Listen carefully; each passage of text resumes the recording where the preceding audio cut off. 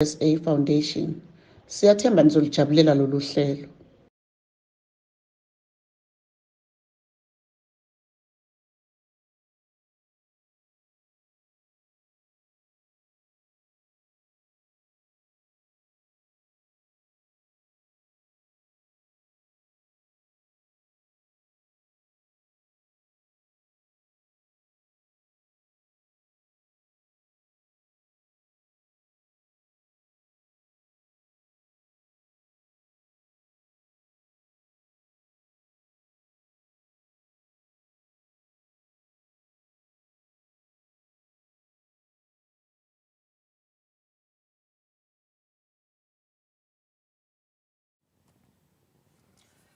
Sanibonani grade 12 sesihlangene futhi for physical sciences uMr Mbayo ukhulumayo. Namhlanje sikhuluma ngama acid and bases. Acid and bases i topic enkulu kwi chemistry, especially kwi chemical change, kodwa ke sozama nje ukuthi sibone ukuthi yini efanele uyazi before uyobhala leyo exam yakho. But the other thing idinga ukuthi understand ama basics, ungajahi ukuthi ufuna ukwazi solve ama titration calculations into ebukhuni. The main thing iqala ka grade 11 ama acid and bases, makuthi awuthola information eningi ka grade 12 incwadi mhlawumbe unayo so ungasebenzisa ngisho ka grade 11 because i concept isayiyona akushintshanga lutho ukuthi ka grade 12 si add nje 1 2, right? Acid and bases, uma definitions, acid, what is an acid, what is a base, sebenzisa ama theory awu-2. I-theory yokuqala i-theory ka Lori Bronsted. Lori Bronsted uyadefine acid, right? So ibiza ngani ke Lori Bronsted acid. Now Lori Bronsted uthi an acid is a proton donor. It is a proton donor, ion acid. Definition J, short and sweet like that. It's a proton donor, right? Mese kuba kona I base. The base, according to Lori Bronsted, is a proton acceptor. It is a proton acceptor. That is a definition yaga Lori Bronsted, right? Before ngiqhubeke nje from the other theory, cela ukuthi sibuke leyo definition ukuthi ingasiyisa kephi kwamanye ama definition. Sithi I proton donor, athi kusho ukuthi idonate abani I proton. Leyo proton stila ngayo esikhuluma ngayo I hydrogen. Kahle kahle akusiyona I proton ehambayo, but it's a hydrogen ion. Hydrogen ion that is removed. Angithi siyazi ukuthi hydrogen ine proton eyodwa iphinde ibe ne electron eyodwa. So mangena electron sekusele I proton, ingakho sibiza ngani inge proton donor. So yeah, donate ake mase kuba I base will be a proton acceptor. So ngako Lori Bronsted uyichaza kanjalo ke. Proton donor and a base is a proton acceptor, right? Let's look at an example khona so understand straight from this definition. Sithi let's take an example of an acid, mhlambe ngizothi HCl or reactor no NH3. Right, sazobuka ke ama type of ama acid and bases. I acid le I base le, right? Now ma break down le acid ikunika bani H plus no Cl minus. So gcineni lo NH3 uzoba bani I base. I base it's a proton acceptor. Kusho ukuthi izoyithatha le hydrogen ion from HCl mase kusala HCl uCl minus kuphela. So at the end sesinobani sino Cl minus plus NH4 plus, right? Asibuke ke ngokwe Lori Bronsted. HCl, NH3. HCl is an acid, NH3 it's a base. Now buga HCl bune hydrogen no Cl, right? Then mase kufika ngala kuma product esisele nobani no Cl minus H awusekho because it has donated. Kusho ukuthi HCl is an acid. I think uyithola uyibona ngalokho. HCl. So before sino H no Cl kuhlangene, kodwa after i-reaction then sibona ukuthi sisele nobani no Cl minus. Ilo Cl minus usikhombisa ukuthi lo HCl umkhiphile u-H plus. U-H plus yona i-proton, so HCl is a proton donor ngoba egcineni sisele without any proton. Mase sibuka u-NH3 sino nitrogen owodwa and ama-hydrogen awu-3, kodwa nje egcineni sikunama-hydrogen awu-4. So this means ukuthi le NH3 le accepted i-proton. I-proton isuka kephi ku-HCl. So u-NH3 has accepted a proton. So u-NH4 sekubani? NH3 it's a base. So lona we-acid, lona we-base. Right? Ngiyathemba ukuthi understand acid and base. Then asibukeke in terms of acid. Yabo le acid ukuthi HCl ingoba ikunika bani i-hydrogen eyodwa. What if sine acid efana nale H2SO4, right? Uno H2SO4 uzobona ukuthi lo H2SO4 unama-hydrogen awu-2 engakwazi kuwakhipha wonke, but wakhipha ngani stage by stage. Izokhipha uqala iphinde ikhiphe i-hydrogen yesibili ngoba awu-2 vele. So this acid engakwazi ukukhipha ama-hydrogen awu-2 siyibiza ngani? Le acid ukukhipha i-hydrogen eyodwa siyibiza ngani? Kube khona i-hydrogen angithi i-acid engakhipha ama-hydrogen awu-3, nayo singayibiza ngani? Then sifaka i-concept kabani ka-protic.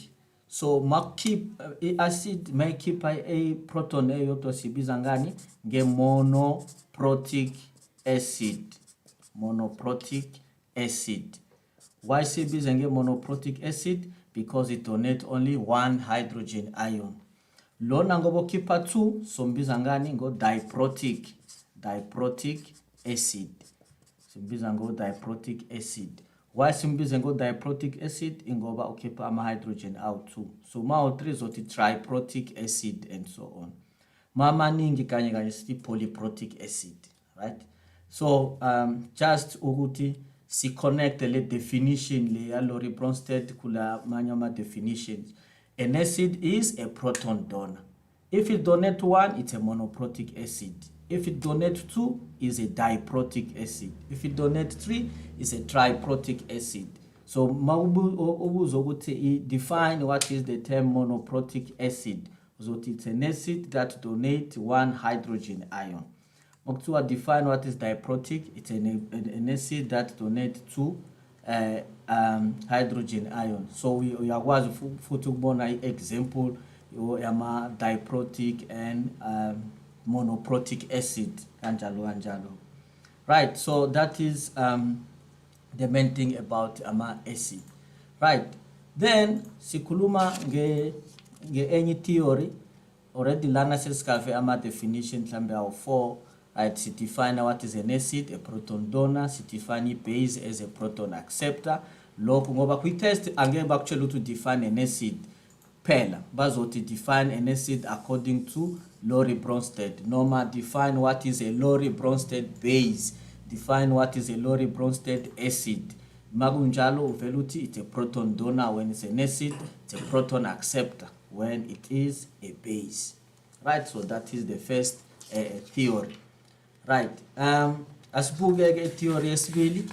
Theory yesibili sibiza nge-Arrhenius theory. Sekune Arrhenius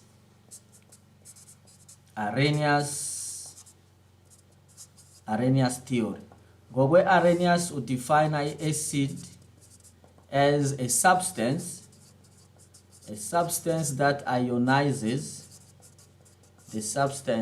ionizes, in water to form or to produce hydrogen ion or hydronium, to form hydronium ions. Right? Monga shongo hydronium ion sungakhuluma na still nama hydrogen ion kuyafana.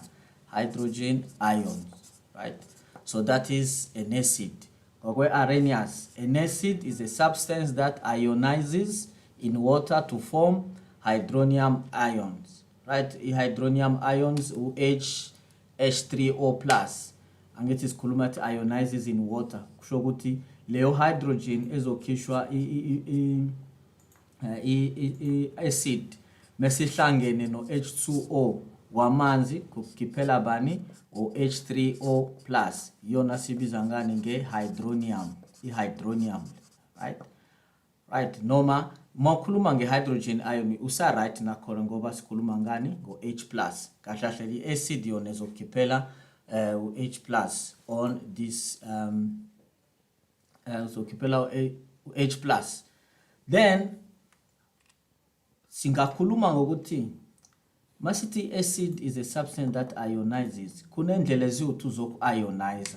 Kusho ukuthi masithi ionizes kusho ukuthi i-breaker down. For example, HCl again, HCl, lo HCl ngoba sikhuluma ngamanzi, then it gives us what? Cl minus bese ukhiphela bani H3O plus, right? So makuthi ionizes kusho ukuthi siya breaker down lo HCl, right? HCl kahle masim breaker down masibhala ionization ka HCl sizothi H plus plus Cl minus, right? That will be ionization ka HCl, right? So this is the ionization. Kusho ukuthi it ionizes in water.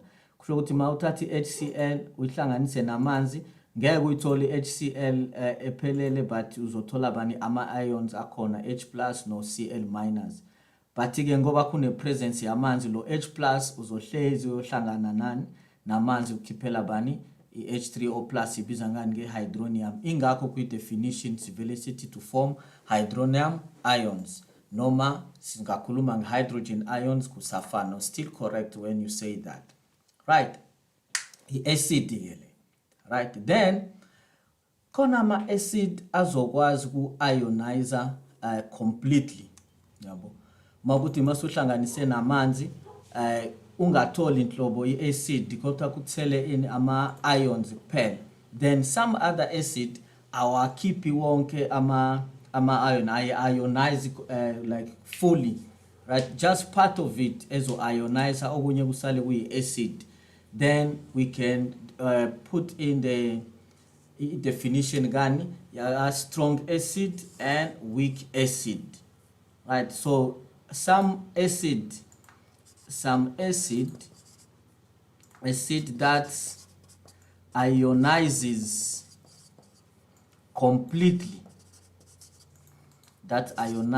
completely, right? Now when it ionizes completely, it forms a high concentration, right? A high concentration to form high concentration of H3O plus. Mese makuna leo acid leo ezo ionizer completely. Sizothi leo acid is a strong acid.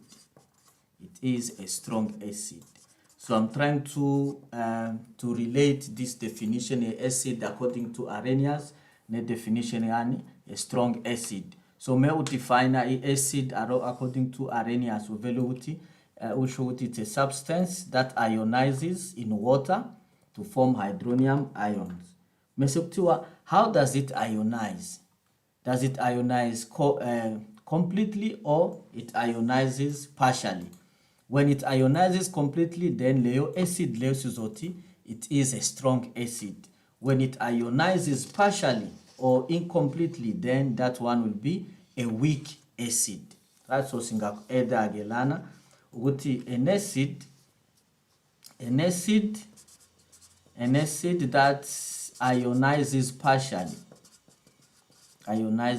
partially, then that acid will be a weak acid. Now, angetimaku ionizer completely, it forms a high concentration. Kushokutima ionizer partially, it forms a low concentration of hydronium ions, right? So when you have an acid that does not ionize completely, then we say it is a weak acid. It is a weak acid. Then again, uyabona ke sekunama definition awu-3 aphuma kwi-definition eyodwa. What is an acid? According to Arrhenius, it's a substance that ionizes in water to produce hydrogen ions. If it ionizes completely, it's a strong acid. If it ionizes partially, then it is a weak acid. Noma ngwathiwa explain or define what is a weak acid. It's simply an acid that ionizes partially. Or ngati, it's an acid that does not ionize completely to form what? To form the low concentration of H3O+. That is another definition ekumele sifake. Then, without wasting time, singakhuluma different types of ama-acids so that you have an idea. Mesikhuluma ngama strong acid. A strong acid, examples of strong acid, sinalo HCl, it is a strong acid. Sibe nani, siphinde sibe no HBr, sibe no HI, sibe no H2SO4, sibe no HNO3. These are just examples of a strong acid. And kumele wazi ukuthi ufale be able to write the ionization reaction kwalama acid. The most commonly used acid as strong acid ulo HCl no H2SO4 bese kuba nani nitric acid, hydrochloric acid, hydrobromic acid, hydroiodic acid, hydrogen sulfate, noma sulfuric acid, and nitric acid. That's so you have it. Must break it down into ama ions. That these are examples of strong acid. If we break them down into ions, that's the ionization, low zoskipelo H plus Cl minus.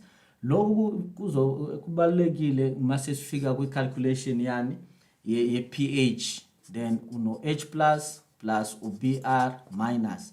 So I ratio ka HCl no H plus iti 1:1. So makuthi ngiyazi concentration ka HCl kusho ukuthi ngiyazi concentration ka bani ka H plus ngoba I ratio it is 1:1. I have H plus no I minus. H2SO4 unkiphela u H plus SO4 2 minus. Kumele equation ibalance. So one hydrogen sifaka bani u2 la. Right, ionization reaction. So into sibonayo ukuthi lana ngoba it is a diprotic acid. Angiyathemba nisakhumbula ini diprotic. Lelo gama lo diprotic hamsana nani no Lori Bronsted u2H plus. Right, lo 2H plus lo usuka kephi kulo H2SO4. Manje sithi 2 ngoba it's a diprotic acid. Kusho ukuthi concentration ka hydrogen ion is twice the concentration ka bani ka H2SO4. Right, so kuba njalo. Then sibuka nitric acid nayo makuthi sifuna kuyi ionizer, so bani H plus NO3 minus. Vele nitric acid it is a monoprotic acid. Usayikhumbula i-definition ye monoprotic acid. That is an acid that can donate one hydrogen ion, right? Mesege siyabuka in is a weak acid. Examples of weak acid. Examples of weak acid. The weak acid you have include HF. Right? I hope you understand why HF angafoli under strong acid. Ngoba abanye ama hydrogen halide bonke bafola under strong acid because akube khona uHF. Nisakhumbula electronegativity ka F ka fluorine ukuthi unjani. So akamdedeli kalula ke uhydrogen, so it will ionize incompletely. So that's why it is a weak acid. Amanye ama acid ajwayelekile kunabani acetic acid. Acetic acid ungabhala in terms of structure, sometimes uvela kuthiwa CH3COOH, right? CH3COOH kusho kuthini mase sibhala i-ionization yakho kuzoba H plus plus CH3COO minus. Yabo sekukhiphe lo hydrogen wokugcina. That's how we write ubani acetic acid, right, or ethanoic acid. Noma sometimes makubhalwa a molecular formula kwayona, that will be C2H4O2, right? So kunjalo ke a chemical formula yakhona. So that's how you write it. Then we told most of the time bajwayele ukukunika in this form here, CH3COOH as acetic acid. It is a weak acid. Why it is a weak acid? Because it ionizes partially, right, in water to produce a low concentration of hydronium ions. Another acid ejwayelekile ubani oxalic acid. Ngithe lo acetic acid. Bese siba nobani no oxalic acid. Formula ka oxalic acid ethi C2H2O4. C2H2O4 ubani oxalic acid. So now it is what? A weak acid. So just ube ne idea kuma commonly used acid, weak and strong acid. Right, la bengisakhuluma ngama acid in terms of Arrhenius. So umona ukuthi sengibambe ku acid as a definition, a substance that ionizes in water to form hydrogen ion. So ionization can be complete or partial. Maguti ionization is complete, then we have a strong acid. Maguti ionization is partial or is not complete, so tisinani a weak acid.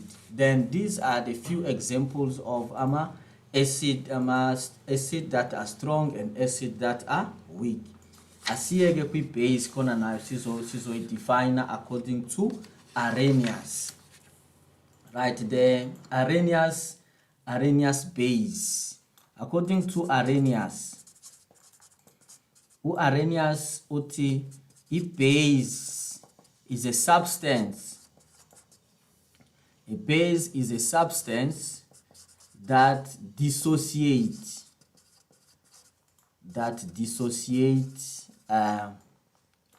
in water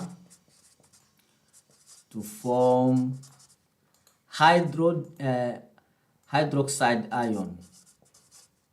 Hydroxide ion over OH minus. OH minus. That is a definition by Arrhenius. Right? Cishe fana ne definition of acid. Acid it ionizes to form hydronium ion. This one dissociate to form hydrogen ion. Right? So when we talk about dissociating, so singathatha example ka NaOH, sodium hydroxide. So when it dissociates, kipela banu Na plus OH minus. Njengobona to OH minus kwenza ukuthi ubone ukuthi no, this solution here is a basic. Like for acid kwayona, acid ubone ngani ukuthi acid ile presence kalo H3O plus, then we actually ukuthi no, this one is an acid. That's how you prove ukuthi solution is acidic. This is how you prove ukuthi solution is basic. Maguti kwi solution kuzosala bani OH minus, then that solution will be basic. Meseke njengoba sikhuluma nge dissociation, asikhulume nge complete dissociation ne partial dissociation. The same way esikhulume ngayo ngani nge complete ionization ne partial ionization kuma acid. So ngalana sokhuluma ngani nge strong base, similar to what we had for acid. So a strong base will simply be a base that dissociate completely. When it dissociates completely, it forms what? A high concentration ga OH minus. Then we'll have a weak base. A weak base. A weak base, it's just a base that we dissociate partially. That is, dissociate partially or incompletely. It forms what? A low concentration of OH minus. Right. So in terms of examples, as bugegama examples of strong acid, strong base and weak bases. And the few strong bases that we can look at will include sodium hydroxide or lithium hydroxide, even a potassium hydroxide. All these are strong bases. Then in terms of dissociation, so idinga lento ku calculation a pH Na OH minus. So the ratio is 1:1. Then lana Li plus OH minus, K plus OH minus, right? Singa add angione magnesium hydroxide, even though sometimes we fall under weak acid. Ma une magnesium hydroxide, dissociation yake ti Mg2 plus OH minus, but swago 2 la. Right, now any to fancy understand, remember guti kwi acid site ikipa hydrogen eyodwa noma ikhipha hydrogen awu2 sibiza ngani monoprotic, diprotic and so on. Right, kodwa kwi base kona sikhipha bani hydroxide. So we have a monohydroxy ngoba ikhipha 1, lona dihydroxy ngoba ukhipha bani 2 OH minus. So we still gonna need to understand ngoba lento sazoyi apply futhi kubani mase calculator pH of a solution. Then kuma weak bases,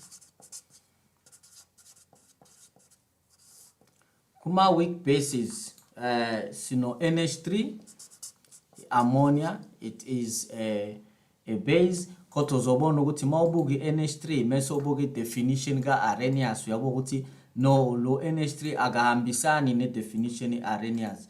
Angiso Arrhenius ukuthi uthi yena i-base izokhiphela OH minus, kodwa mawubuku NH3 izomthatha phi oxygen, right? So uyabona ke ukuthi NH3 is not an Arrhenius base, kodwa it is a Lorentz-Bronsted base. Ngoba Lorentz-Bronsted lo uyakwazi ukuthola i-hydrogen aphenduke bani u-NH4, kodwa nje makukhuluma nge-Arrhenius u-NH3 akafoli under Arrhenius base, right?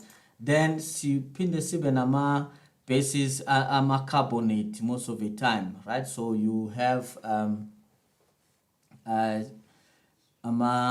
base oxides, salt calcium carbonate into that also act as a base in terms of weak bases is now, right? So the next thing we need to look at after knowing the definitions, so singathi definitions ambalwa lana we define acid according to Lorentz-Bronsted, we define a base according to Lorentz-Bronsted, we define an acid according to Arrhenius, we define a base according to Arrhenius. Mese sikuluma si define monoprotic, diprotic, triprotic acid. Spinde si define a strong acid, si define a strong base, si define a weak acid, si define a weak base. Maninga ma definitions esinaulana already at the end of this section, right? Now, ngifuna ukubuyela kule equation yokuqala ngeza example ka HCl or reactor bani no NH3, right? Reactor no NH3. So into siyaziyo ke manje ukuthi this one is an acid, this one is a base. Siyakwazi lokho ngoba singakubona from ama product. Ngoba ama product sinobani sosala no Cl minus aphinde asinike bani u-NH4 plus. Right, so sibone kanjani ukuthi HCl is an acid ingoba sibuke u-Cl minus athi ulo Cl kade hamba no hydrogen, manje u-hydrogen amsekho, kusho ukuthi that substance has donated i-hydrogen, and according to Lori Bronsted, an acid is a proton donor, kusho ukuthi HCl is an acid. Mese sibuka NH3, sibuka ukuthi lo NH3 bo unama hydrogen awu-3 kodwa egcineni usunama hydrogen awu-4. This means ukuthi this substance here, ammonia, has gained, right, has accepted a hydrogen, so that makes it to be what? Ammonium ion. So that means NH3 is a base. Mese sizibuza ukuthi what if the reaction was a reversible reaction? Maku reversible reaction kusho ukuthi lawa azoba ama reactant ethu and then lawa azoba ama product. Ngizobuyela kulelo, but let me write it in as a reverse reaction. Mangithi uCl minus ureacta no NH4 plus kuskiphele uHCl nobani no NH3. Now sifuna ukwazi between these two ukuthi kwenzekalani. Angithi sibuke ukuthi uCl lo akana lutho uCl minus kodwa at the end suno HCl, kusho ukuthi lo Cl minus wenze njani, uacceptile i-hydrogen ingakho sewubani u-HCl. So i-substance that accept a hydrogen sibiza ngani nge-base, so this one is a base. Mese sibuka u-NH4, u-NH4 una nitrogen eyodwa nama hydrogen awu-4 kodwa ngala sekunama hydrogen awu-3.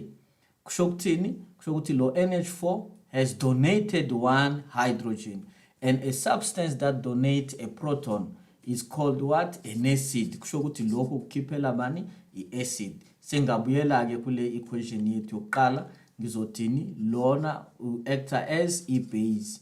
Okunye kuzokusiza ke vele lokhu ngeke kube i-acid. Remember from the two definitions, whether it's Lori Bronsted noma kuku Arrhenius, njalo sikhuluma ngani nge-hydrogen ion. So logo akana hydrogen, so you can't have an acid engena hydrogen. So kuyakutshela lokho ukuthi no, it cannot be an acid. Kungaba enye into mhlambe not a base, but it cannot be an acid ngoba ayina hydrogen. Mese sibuka u-NH4. NH4 sithe masibuya ngala as a reverse reaction, u-NH4 uzodonate. So when it donates, that is an acid. That asameke kubalansisa. So sibona ukuthi on the left side makune acid reactor ne base, on the other side sothola bani i-acid ne base. But le acid le isuka kephi, le base ngala isuka kephi, isuka kule acid le.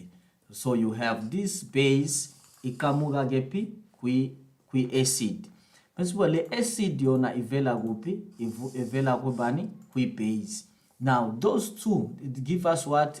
Two pairs. It give us what? Two pairs. The first pair is this acid and this base. The second one is this base and this acid. Lama pairs wabiza ngani? Lama conjugate. Conjugate acid base pairs. Conjugate acid base pairs. Right, so kwa ma conjugate acid base pairs. So kulula ke ku identify what is a conjugate acid. Kuhlezi kune conjugate acid ye base, kuhlezi kune conjugate ye base ye acid. Yabo njengoba lo acid une conjugate base yakhe, njengoba lo uyi base une conjugate acid yakhe. Right, now inizokusiza ukubona ukuthi what is the conjugate acid, ingoba uyakwazi ukubona ukuthi umehluko ubani i-hydrogen eyodwa. Wena into efanele yenze ukuthi ubone ukuthi was the hydrogen gained or lost, noma singathi was the hydrogen donated or received. If the hydrogen was donated, then ukhuluma ngani nge-base, nge-acid. If the hydrogen was gained or was received, then uzokhuluma nge-acid. Right, so that is how you look at a conjugate acid base. As I said, every acid in a conjugate base yakhe, every base in a conjugate acid yakhe, right? So mangikhuluma ngo-HCl, it's an acid. So mbuzo uzothi, what is the conjugate base? Into efanele uyenze wena susa nje one hydrogen, so right. I-conjugate base yakhe ubani? U-Cl minus.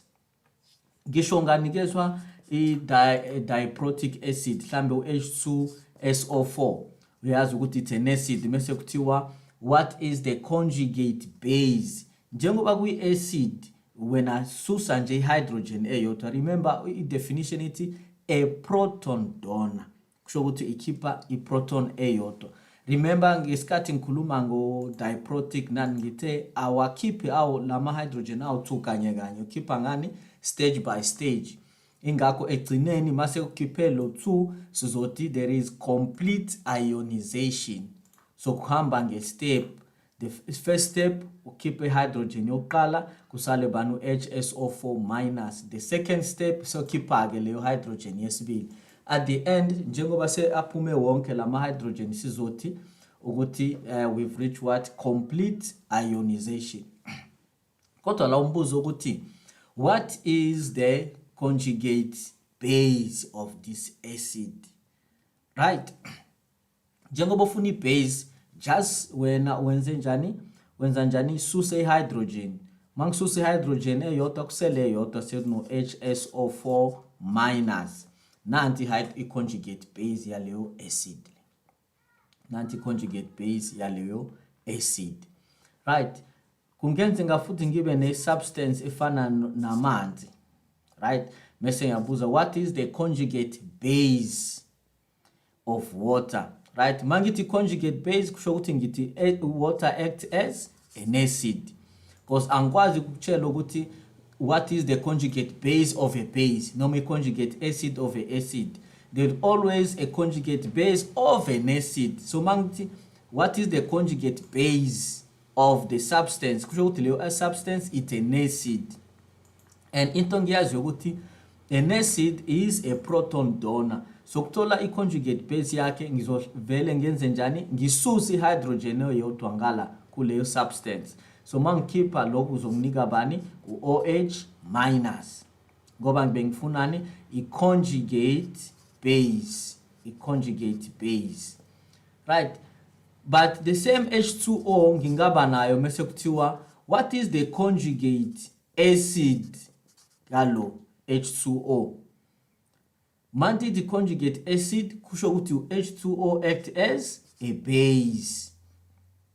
H2O act as a base. So into soyenza lana simona ukuthi as a base siyazi ukuthi a base is a proton acceptor. So into fanele siyenze siya-adda nje hydrogen eyodwa awu 2 so far. So masi adda eyodwa kuzokukhiphela bani H3O+. Then you have what? I-conjugate acid yale base H2O. When you look for the conjugate base ga H2O sikhiphela bani OH minus. Right? So that's how you work it. Kodwa ke by giving you this example kwenza ukuthi ngibone ukuthi kwenzekalani kahle kahle ngamanzi ngoba lana suthi acid, lana sekuyi i-base. So akhona ama substances akwazi uku-act as acid noma i-base. Lawo ma substance lawo siwabiza ngani? Ngama ampholyte. Siwabiza nge-ampholyte.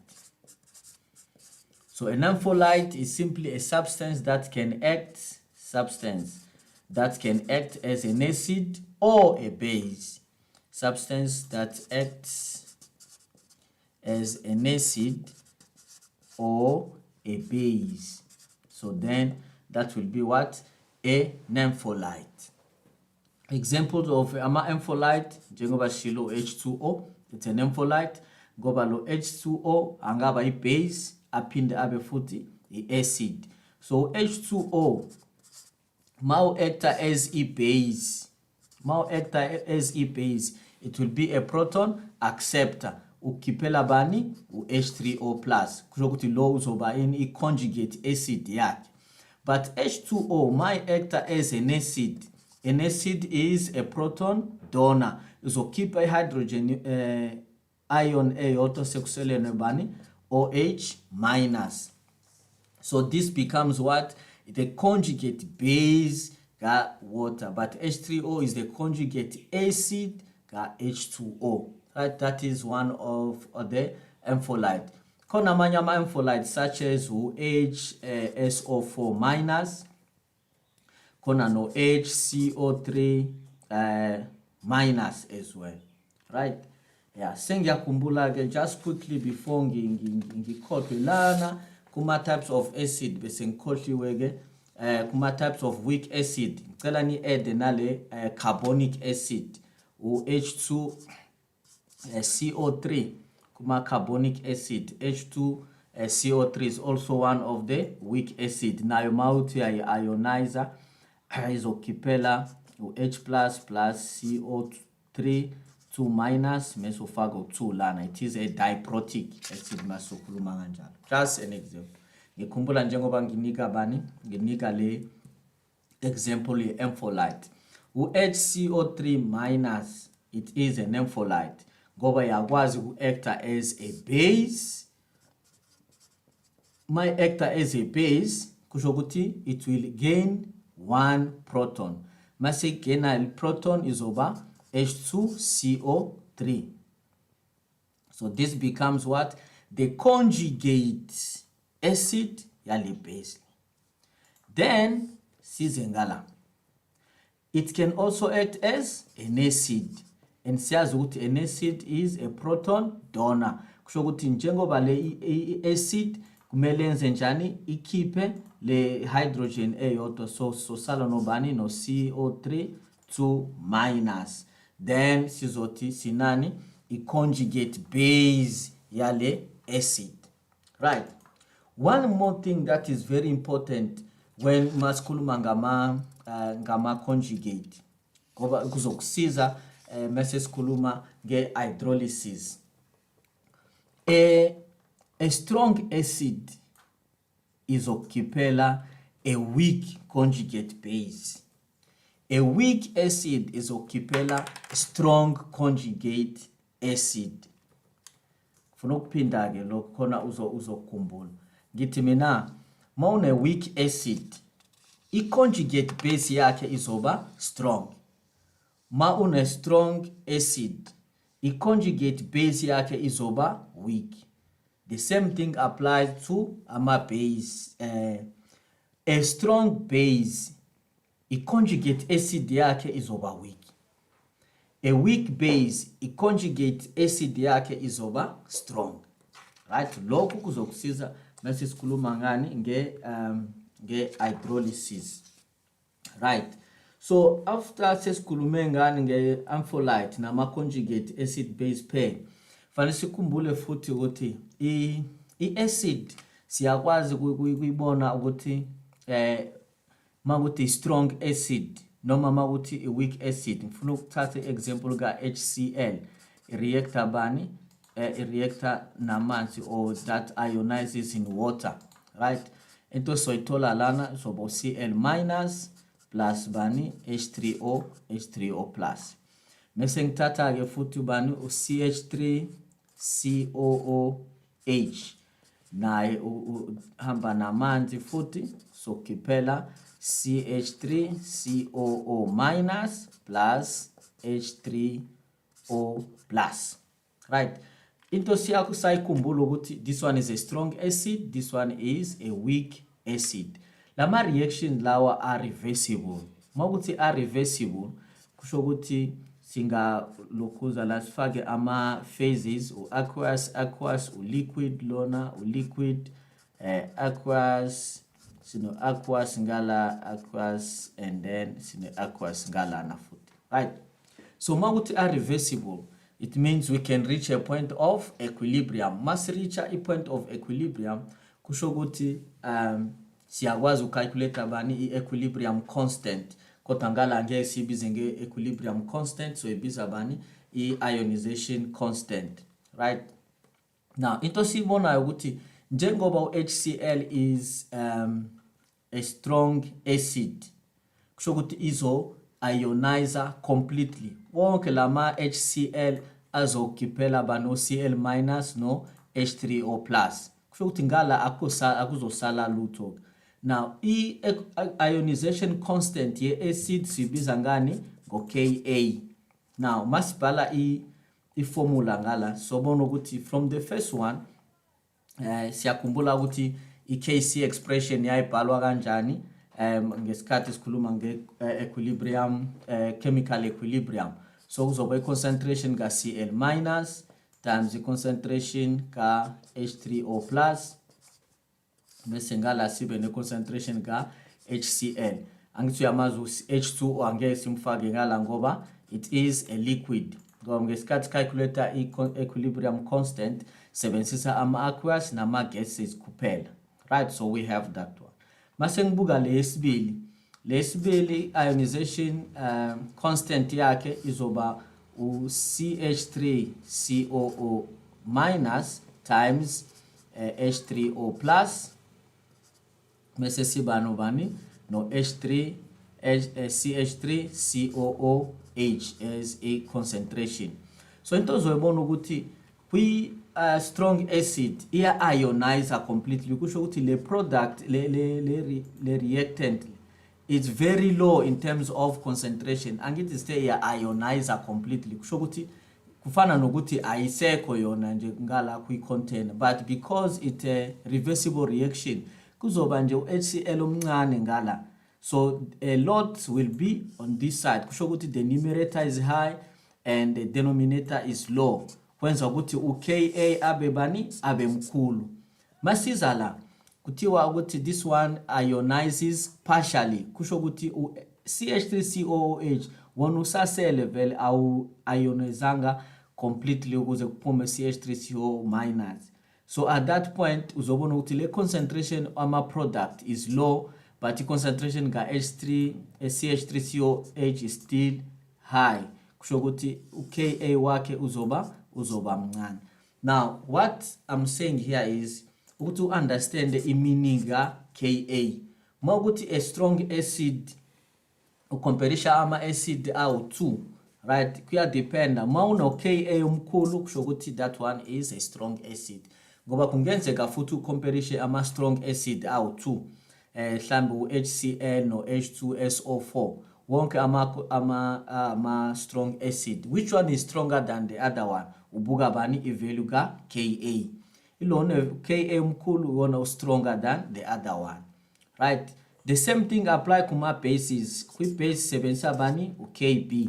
The one with the greater value ka Kb wona ubani strong base. The one a low value ka Kb, it is a weak one, right, compared to the other one. So unga comparisha either a strong and a weak acid, or it can be two strong acid, but you want to know which one is stronger than the other one. So unga sebenzisa bani the Ka value, the ionization constant. uKb sombiza ngani a dissociation constant. Angithi sitekwe ngo Arrhenius ukuthi acid ya ionizer setting i-base ya dissociator. So ingakho sombiza ngo ionization constant, lo sombiza ngani nge dissociation constant, right?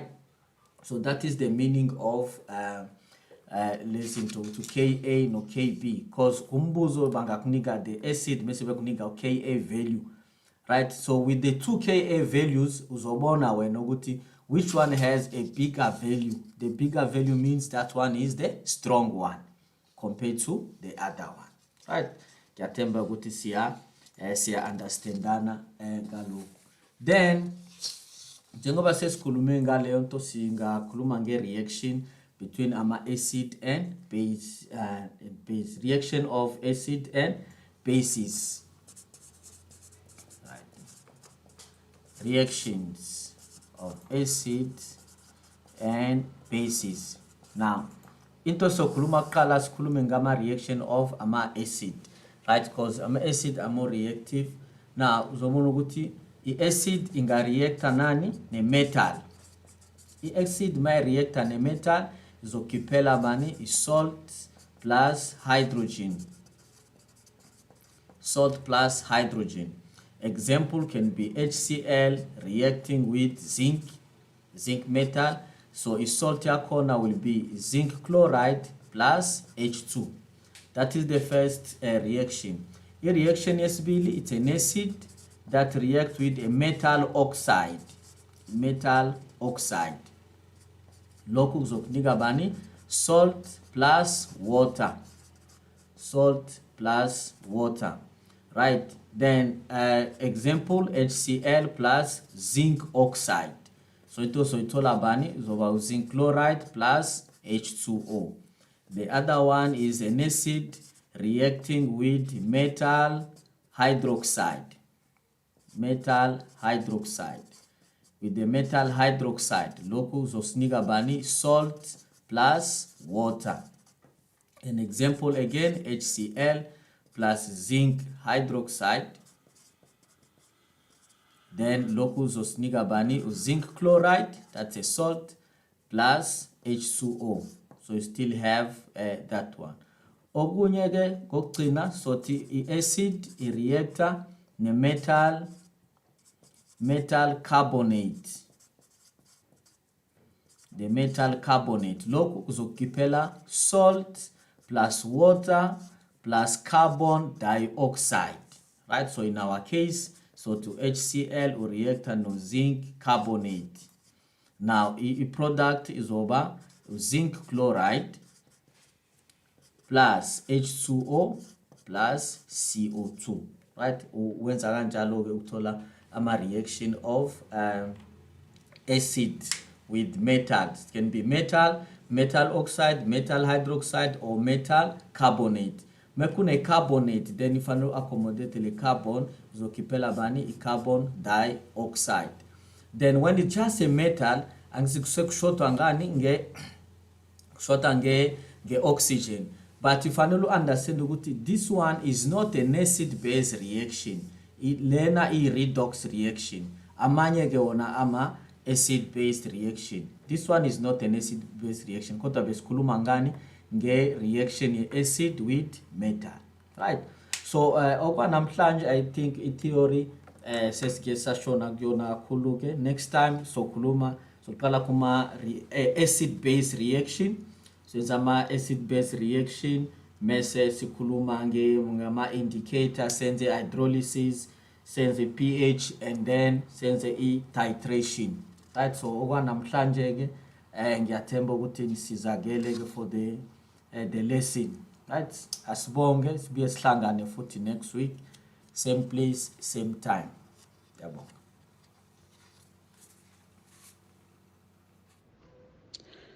Ningakhohlwa ukuthi nisengathokozela ezinye izifundo eziyisithupha kanye nezengeziwe i-learner wellness, i-career guidance kanye ne-advanced program. Hlanganyela nathi kwizifundo ezi-online ku-068 151 1072 noma ku-GoDigi@godigitalsa.today. Siyabonga.